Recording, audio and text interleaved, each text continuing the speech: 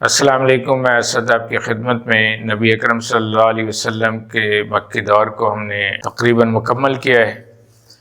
اور ایک ایسی صورتحال بن گئی ہے کہ ایک طرف دیکھیں کہ یثرب میں تجسس ہے کہ وہاں سے کے لوگ نہ صرف یہ کہ نبی صلی اللہ علیہ وسلم کی عدم موجودگی کے باوجود جو ہے وہاں لوگ ایمان لا رہے ہیں،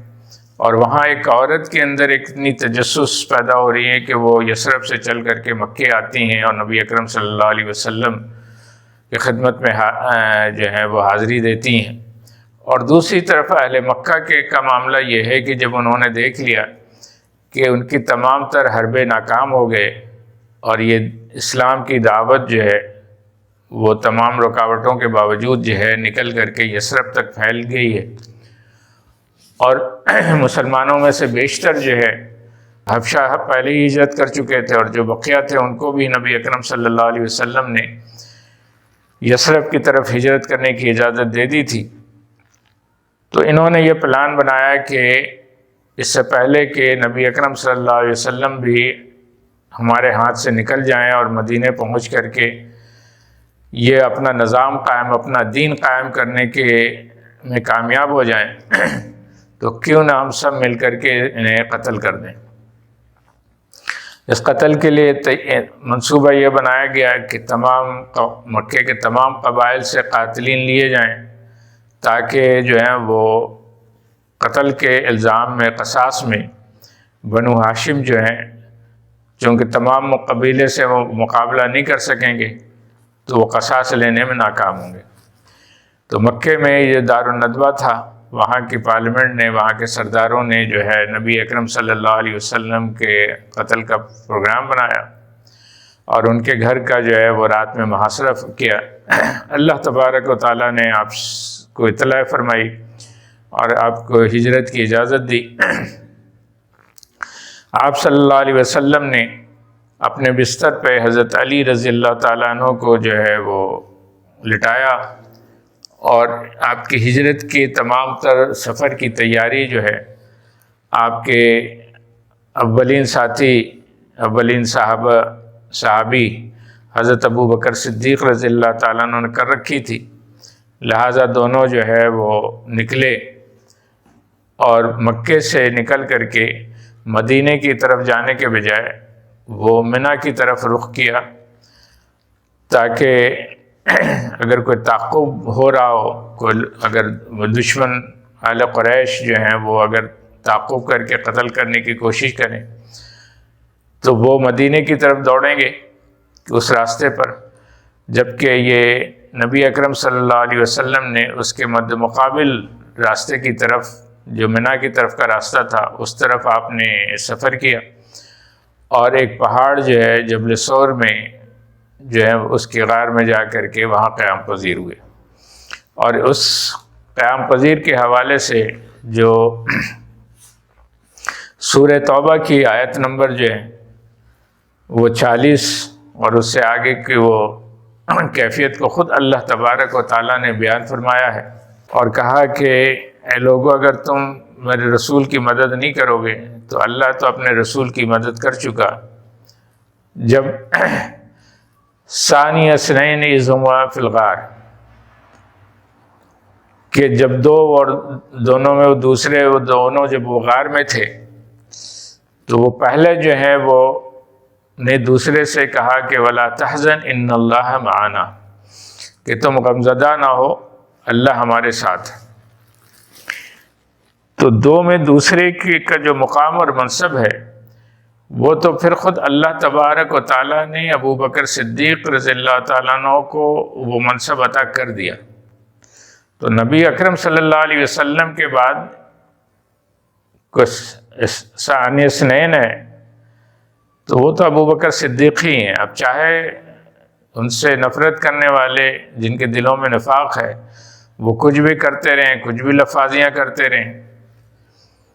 حقیقت یہ ہے کہ یہ قرآن نے قیامت تک کے لیے حضرت ابو بکر صدیق کا منصب متعین کر دیا ہے۔ یہاں پر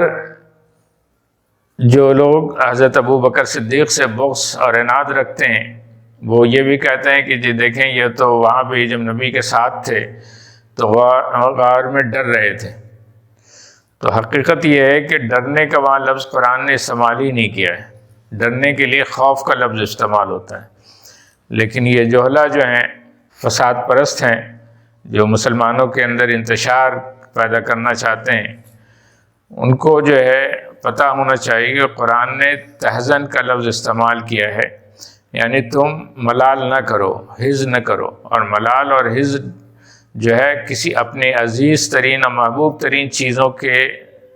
نقصان کے اندیشے کی بنیاد پر ہوتا ہے۔ تو یہاں پر ابو بکر صدیق کو بھی جو اندیشہ اور غم لاحق تھا، جو ملال لاحق تھا، وہ یہ تھا کہ جو کیفیت بن گئی ہے کہیں نہ اللہ کے رسول صلی اللہ علیہ وسلم کو کوئی غضن پہنچے۔ اس حوالے سے جو ہجرت کا سفر ہے، کتابوں میں چونکہ تفاصیل موجود ہے، تو اس لیے میں اس غار ثور کی اس کیفیت کو اور پھر اس کے آگے مرحلے کو بہت زیادہ تفصیلاً بیان کرنے سے اجتناب کروں گا۔ البتہ یہ ہے کہ یہ آپ کے علم ہوگا کہ نبی اکرم صلی اللہ علیہ وسلم کے لیے یہ بھی ایک بڑا جو ہے وہ عجیب اتفاق ہے کہ آپ صلی اللہ علیہ وسلم کی ولادت بھی ربیع الاول کے مہینے میں ہوئی، اور آپ صلی اللہ علیہ وسلم نے ہجرت بھی اسی ربیع الاول کے مہینے میں کیا، اور اسی ربیع الاول کے مہینے میں ہی بھی آپ جو ہیں وہ رحلت فرمائے۔ تو یہ اللہ کا بہرحال نظام ہے۔ تو پھر آپ صلی اللہ علیہ وسلم جو ہے وہ وہاں سے ہجرت کر کے جو ہیں وہ یثرب مین شہر میں داخل ہونے سے پہلے اس مقام پہ ٹھہرے جہاں آج مسجد قباء ہے، جس مسجد کے لیے اللہ تبارک و تعالیٰ نے کہا کہ جو تقوی کی بنیاد پہ قائم کی گئی۔ پھر آپ صلی اللہ علیہ وسلم وہیں جو ہے وہ 14 دن قیام کرنے کے بعد آگے بڑھے، اور وہاں پر تھوڑا آگے ایک قبیلہ آباد تھا جو بنی سالم کے نام سے تھا، وہاں آپ نے قیام کیا، اور چونکہ اس قیام کی وجہ جو ہے وہ جمعے کے دن تھا، تو آپ نے وہاں جو ہے وہ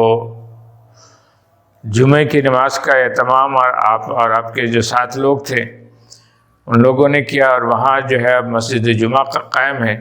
اس جمعے کے بعد جو ہے پھر آپ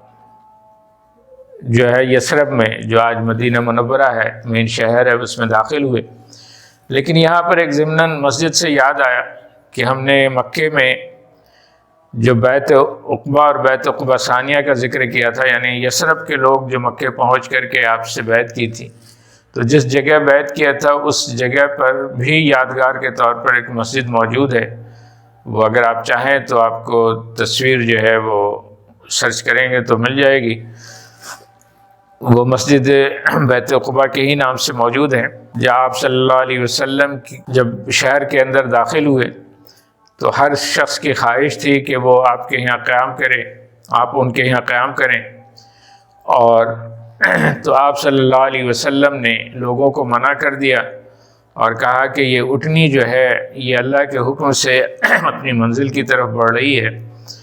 تو اس کو جہاں اللہ کا حکم ہوگا وہیں جو ہے یہ ٹھہر جائے گی۔ تو یہ جو ہے حضرت ایوب انصاری رضی اللہ تعالیٰ عنہ کے گھر کے پاس یہ جا کے ٹھہری، وہاں آپ نے قیام کیا۔